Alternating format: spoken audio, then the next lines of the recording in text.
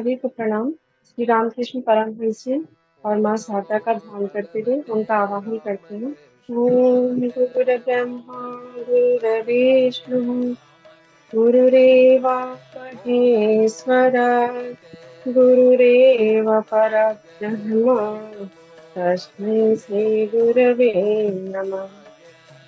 अखण्डमण्डलाकारं व्याप्तं येन चराचरं तत्पदं दर्शितं येन तस्मै श्रीगुरवे नमः। तस्मै श्रीगुरवे नमः। स्वाध्याय को आगे बढ़ाते हैं। महान होकर भी साधारण। परमहंस देव बहुत बड़े व्यक्तियों द्वारा पूज्य होने पर भी सर्वसाधारण में मिलकर रहते थे। इस कारण उन्होंने आजीवन साधुओं के कपड़े नहीं पहने। वे सब लोगों के घर आते जाते रहते थे और वहां बिना किसी विशेष आडंबर के रहते सहते थे। इसलिए थोड़ी से साधु संत और आध्यात्मिक विषयों के ज्ञाता ही उनके वास्तविक स्वरूप को पहचानते थे। अन्य लोग तो एक पागल ही समझते थे।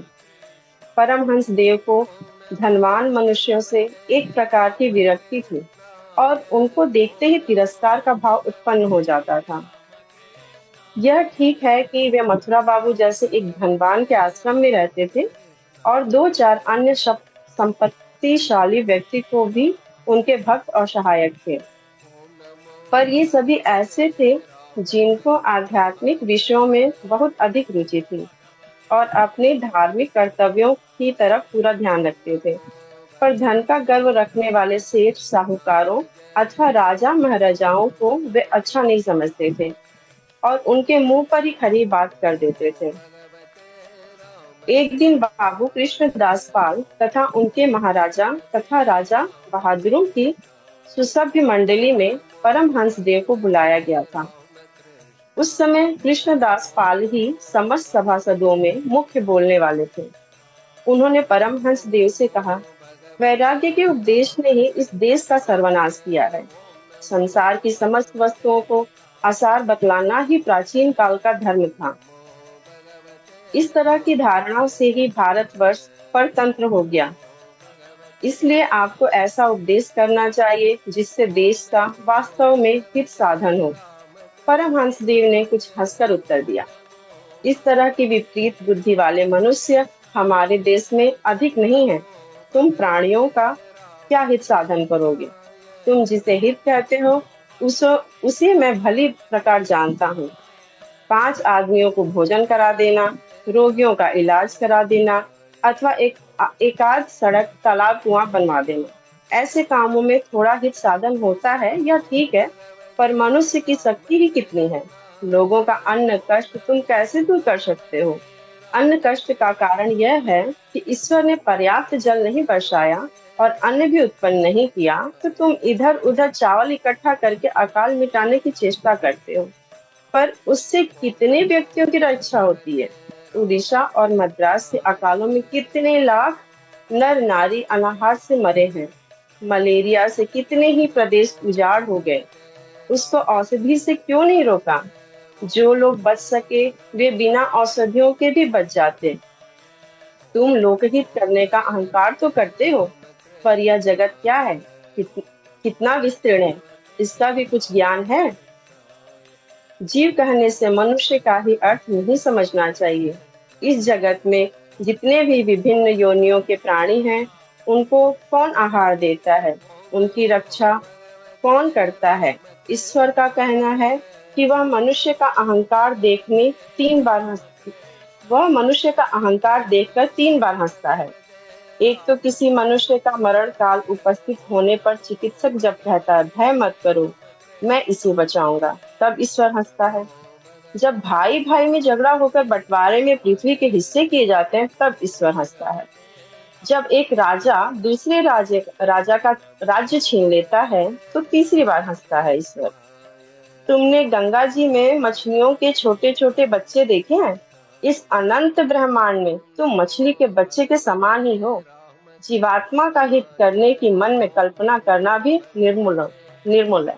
यहाँ रामकृष्ण परमहंस जी यही बताते हैं कि तुम पैसों से किसी चीज को आप पूरी तरीके से खरीद नहीं सकते, किसी की हेल्प नहीं कर सकते हो। जो कि आगे पढ़ते हैं, यह सुनकर कृष्णदास बाबू कुछ न बोल सके, पर राजा बहादुर उनकी सहायता को उठे। इस पर रामकृष्ण बोले, पर जो त्यागी महापुरुष धन को काकविष्ठा की तरह समझते हैं, वे राजाओं की गिनती ही कहाँ करते हैं। इस तरह इन राजा बहादुर को भी सभा स्थल में ही परमहंस के मुख से ऐसी ही फटकार सुननी पड़ी। अभी तक जितने मनुष्य दक्षिणेश्वर में आते थे, उनमें से कोई परमहंस देव का शिष्य नहीं बना था, और न वे किसी के गुरु बनने को तैयार होते थे। कोई उनको नमस्कार करे, उससे पहले ही वे उसे नमस्कार कर देते थे। वे हर किसी को अपने पैर नहीं छूने देते थे। वैसे उनके भक्तों की संख्या उस समय सन 1880 के लगभग सैकड़ों तक पहुंच गई थी, और सब विचारों और संप्रदायों के व्यक्ति और उनके पास बैठकर अपना आत्म कल्याण करते थे। उस समय के नवयुवक प्रायः नास्तिक भावों से प्रभावित होते थे, पर ऐसे व्यक्ति उनके पास आते ही बहुत कुछ बदल जाते थे। कुछ मुसलमान भी उनके भक्त हो गए थे। दो ईसाइयों को भी वहां देखा गया। एक का नाम पीडी मिश्र था। उसने मांस मछली आदि त्याग कर योगाभ्यास किया था, जिससे उसे समाधि अवस्था प्राप्त हो गई थी। दूसरा विलियम था, जिसे परमहंस देव के निकट रहने से आत्मज्ञान हो गया था, और वह एक पहाड़ी प्रदेश में रहकर योगाभ्यास करने लगा था। परमहंस देव प्रत्येक व्यक्ति को उसके अधिकार और मनोवृत्ति के अनुकूल ही उपदेश देते थे। हर शनिवार को वे किसी भक्त के घर पधारते और कीर्तन, नृत्य तथा हरि नाम की ध्वनि से मोहल्ले को गुंजा देते। उनके इस सीधे साधे कीर्तन से ही कितने पाखंडी और पतित मनुष्यों का सुधार हो गया और कितनों का अहंकार दूर हो गया, इसकी गिनती नहीं की जा सकती। संसार में रहकर ही साधन करो। परमहंस देव किसी के कान में मंत्र कहकर उसके गुरु नहीं बनते थे। वे उपदेश करते थे, ईश्वर प्राप्ति का सरल मार्ग बतलाते थे, पर किसी को शिष्य बनाकर गुरु कहलाना उनको पसंद न था। अगर कोई उनको गुरु कहता तो कहते, कौन, किसका गुरु है? एक ईश्वर ही सबका गुरु है। चंदा मामा जैसे तुम्हारे मामा है, वैसे ही मेरे भी मामा है। यह स्पष्ट था कि वे किसी को बहला फुसलाकर अपने शिष्यों का दल तैयार करने की जरा भी इच्छा नहीं रखते थे। वैसे जो अपने मन से आकर्षित होकर अपने जीवन को सार्थक बनाने के उद्देश्य से निकट आता, उसके कल्याण की चेष्टा से वे सदैव करते रहते थे। वास्तव में महापुरुषों का, सच्चे गुरु का लक्षण भी यही है कि वो परोक्ष रूप से ही अपने निकटवर्ती और दूरवर्ती सभी व्यक्तियों को आत्मोन्नति के मार्ग में अग्रसर होने में सहायता देता रहे। परमहंस देव यद्यपि प्रत्यक्ष में समाज सुधार या देशोद्धार का कोई खास आंदोलन या योजना नहीं करते थे, पर अंतरंग रूप से वे ऐसे शक्तियों को प्रेरित करते रहते थे जिससे प्रभावित होकर उनके व्यक्ति कार्य क्षेत्र में आ गए, और उन्होंने देश तथा समाज के पुनर्निर्माण में महत्वपूर्ण योग दिया।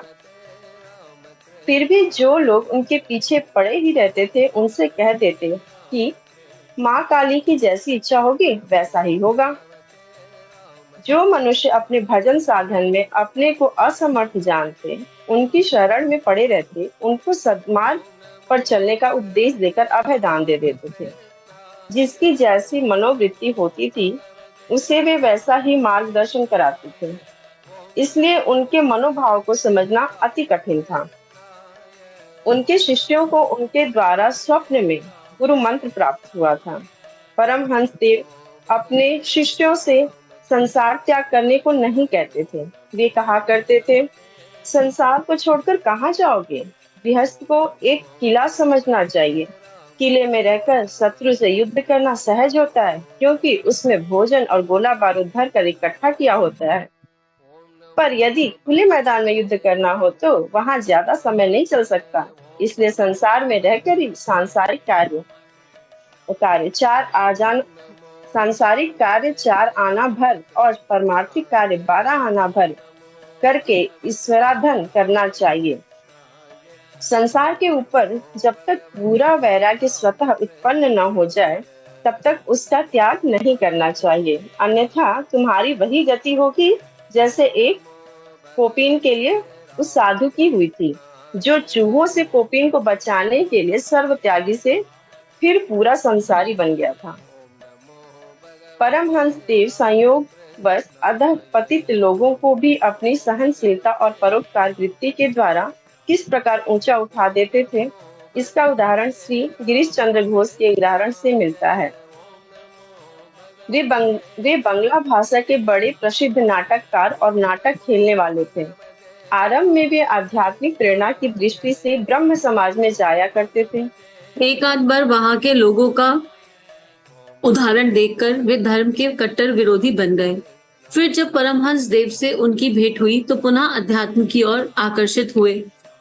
पर एक दिन जब परमहंस देव उनका नाटक देखने गए तो वे किसी बात पर इतना अधिक बिगड़ गए कि सबके सामने परमहंस देव को ऐसी कठोर बातें कही और बुरी से बुरी गालियां दी कि सुनने वाले स्तंभित रह गए। संभवतः उस समय वे मत के प्रभाव में भी थे। उस समय उनके अन्य भक्त बड़े गुस्से में आ गए, पर वे स्वयं हंसते ही रहे और सबको शांत करके दक्षिणेश्वर चले गए। इस घटना से गिरीश बाबू की बड़ी बदनामी हो गई और वो लोगों को मुंह दिखाने में लज्जित होने लगे। जब यह समाचार परमहंस देव ने सुना तो उनको बड़ी दया आई। वे स्वयं गिरीश के घर पहुंचे और वहां उसे ऐसे ढंग से उपदेश दिया कि हरि कीर्तन किया और उसके मन का समस्त मैल धुल गया। तब से वे अंत समय तक परमहंस देव के सच्चे भक्त और सेवक बने रहे। श्री महेंद्र नाथ गुप्त कलकत्ता में ईश्वरचंद विद्यासागर द्वारा स्थापित स्कूल के हेडमास्टर थे। वे विद्वान थे, उनको अपनी विद्या का गर्व भी था। गर्मियों की छुट्टियों में वे अपनी बहन के घर गए और वहां एक दिन टहलते हुए दक्षिणेश्वर के बगीचे में पहुंच गए। वहां उन्होंने एक बगीचे में परमहंस देव को उपदेश करते देखा। वे भी वहीं बैठ गए। उस समय परमहंस देव कह रहे थे, भगवान का नाम स्मरण करते ही जिसे रोमांच या अश्रुपात हो जाए, उसे दर्शन मिलने में अधिक विलंब नहीं होता। भगवान की प्राप्ति हो जाने पर संध्या नित्य पूजा पाठ की विशेष आवश्यकता नहीं रहती। उस अवस्था में ओंकार का जप करने से ही सर्व सिद्धि होती है। महेंद्र नाथ को परमहंस देव का उपदेश बहुत आकर्षक जान पड़ा और वे सबके चले जाने के बाद पुनः उनसे मिले। उन्होंने देखा कि यह बिना पढ़ा व्यक्ति जितना ज्ञान रखता है उसका शतांश भी मुझ में नहीं। इससे उनका विद्या का अहंकार दूर हो गया और कुछ समय में उनके परम भक्त और साधक भी बन गए। इतना सुंदर दिव्य स्वाध्याय कि हर जगह ठाकुर कभी गुरु नहीं बने जब तक उनके इनर डिसिपल्स और आउटर डिसिपल्स नहीं आए, और हर जगह बस यही कहते रहे कि जो माँ काली करेगी, जैसी माँ की इच्छा होगी वैसा होता चला जाएगा। और फिर साथ में ये भी कहने लगे कि गृहस्थ जियो, संसार को छोड़कर क्यों ही जाना है, गृहस्थ को एक किला समझो और इसमें रहकर भीतर के विकारों पर विजय प्राप्त करो।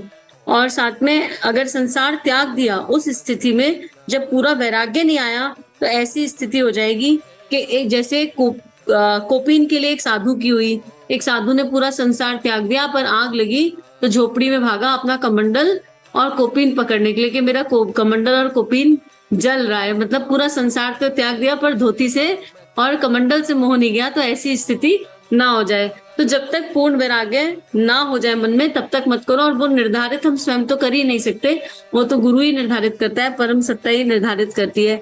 और ऐसे अपने आचरण से, मतलब ये बता रहे हैं कि उनकी जैसे जगह जगह कीर्तन करने, हर सैटरडे को किसी भक्त के घर जा रहे हैं तो उस पूरे मोहल्ले की, उस पूरे एरिया की वाइब्रेशन चेंज कर रहे हैं। ठाकुर जब समाधिस्थ होते हैं तो उनके अंग अंग से, उनके रोम रोम से एक दिव्य प्रकाश विकीर्ण हो रहा है और उस प्रकाश के संपर्क में जो आ रहा है उसमें परिवर्तन हो जा रहा है। तो जो युवा उनके आसपास आ रहे हैं, जो नास्तिक हैं वो आस्तिक बनने लगे हैं। जो उनकी चेतना को स्पर्श कर रहा है, उनके भीतर भक्ति का दिव्य तत्व जागृत होने लगा। इसी के साथ आज स्वाध्याय को समाप्त करते हैं, फिर जल्दी मिलेंगे। सभी को प्रणाम, सभी को बहुत बहुत आभार। हमारे YouTube चैनल को सब्सक्राइब कीजिए और बेल आइकन पर क्लिक कीजिए ताकि आने वाली सभी वीडियो की नोटिफिकेशन आपको मिलती रहे। आप सभी को बहुत बहुत थैंक यू।